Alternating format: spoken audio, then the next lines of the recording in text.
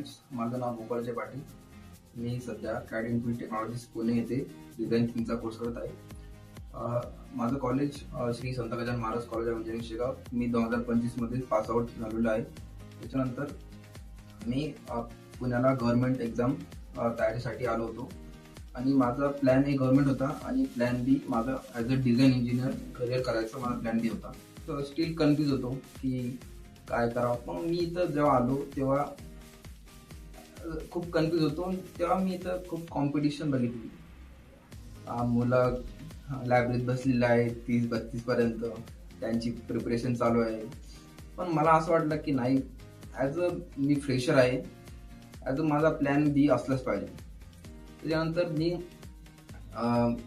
Course करायला सुरुवात केली आणि त्याच्यानंतर माझ्या पूर्ण जेवढ्या पण गोष्टी होत्या, माझे कन्फ्युजन होते, ते पूर्ण क्लिअर झाले. त्याच्यानंतर मला ज्या गोष्टी शिकायला मिळाल्या त्या एकदम डिटेल ओरिएंटेड आणि ॲज अ इंडस्ट्री स्टँडर्ड त्या गोष्टी होत्या.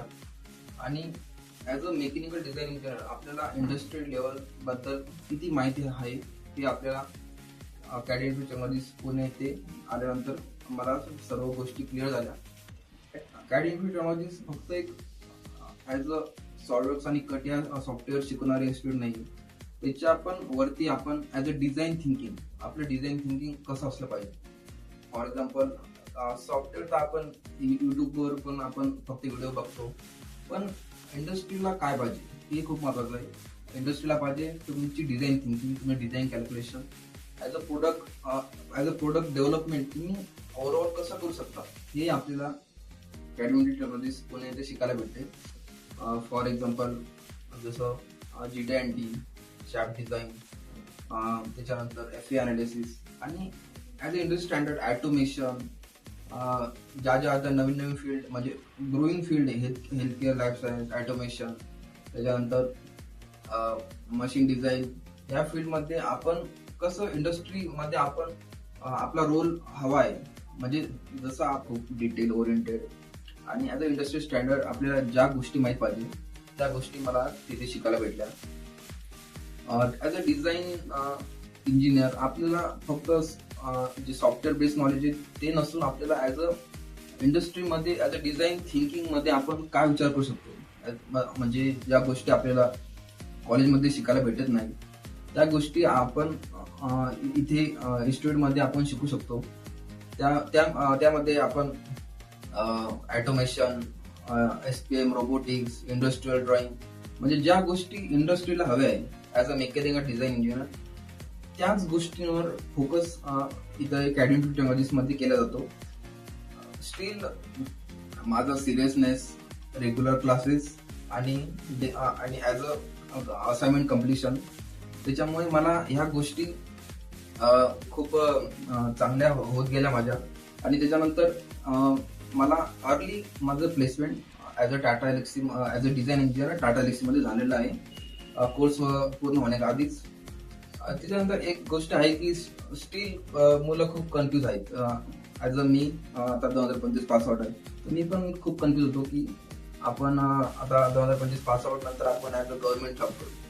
पण इथं जेव्हा मी पुण्याला आलो तेव्हा मी खूप लायब्ररीमध्ये आम्ही अभ्यास करायचो, पण इथलं वातावरण मला 15 दिवसातच माहीत पडलं ॲज अ की मुलं 30-32 पर्यंत त्यांची तयारी चालू आहे, काहीच बॅकअप प्लॅन नाही. त्यानंतर मी ठरवलं की आता प्लॅन बी आपला डिझाईन इंजिनियर आहे तर आपण कोर्स करायला हवा. आणि आज मला कोर्स होण्याआधीच माझं placement Tata Elxsi as a design engineer झालेलं आहे. आणि मी हेल्थ केअर अँड लाईफ सायन्समध्ये ॲज अ मला डिपार्टमेंट भेटलेलं आहे. तर मला हे सांगायचं आहे की जी पण मुलं खूप कन्फ्यूज असतात की गव्हर्नमेंट जॉब करू आपण नंतर करू, पण वेळ खूप महत्वाची आहे. कारण ॲज अ तुम्ही फ्रेशर जेव्हा असतात ना तेव्हा तुमचं इंडस्ट्रीमध्ये त्यांना माहिती आहे तुम्ही फ्रेशर आहात, म्हणून ॲक्सेप्ट करणं खूप म्हणजे इम्पॉर्टंट असतं त्यांना. पण मग जेव्हा आपण 2-3-4 वर्ष गॅप घेतो त्याच्यानंतर ना आपला प्लॅन ए काम करतो ना प्लॅन बी काम करतो. तर आता माझा जो प्लॅन ए होता तो माझा गव्हर्नमेंट एक्झाम होतात आणि प्लॅन बी होता माझा डिझाईन इंजिनियर. पण आता माझा प्लॅन ए झालेला आहे, कारण इतकी चांगली ऑपॉर्च्युनिटी मला भेटलेली आहे in Tata Elxsi MNC company आहे. As a design and development सेक्टरमध्ये मला त्यांनी ॲज अ डिझाईन इंजिनियर घेतलेलं आहे. तर मला तेवढं सांगायचं आहे सर्व मुलांना की कन्फ्युजन मध्ये राहू नका. तुमची राईट डिसिजन आणि राईट पाथ हा खूप महत्वाचा आहे. तर जे आमचे कॅबिनेट टेक्नॉलॉजिस्ट जे आत्मलिंग सर आहेत त्यांना तुम्ही डिटेल तुमचं विचारू शकतात की ॲज अ डिझाईन इंजिनियर तुम्हाला काय काय शिकायला भेटेल, काय काय नाही, तुम्ही व्हिजिट करू शकता. आणि आता माझं तर सॉर्ट झालेलं आहे ॲज अ डिझाईन इंजिनियर.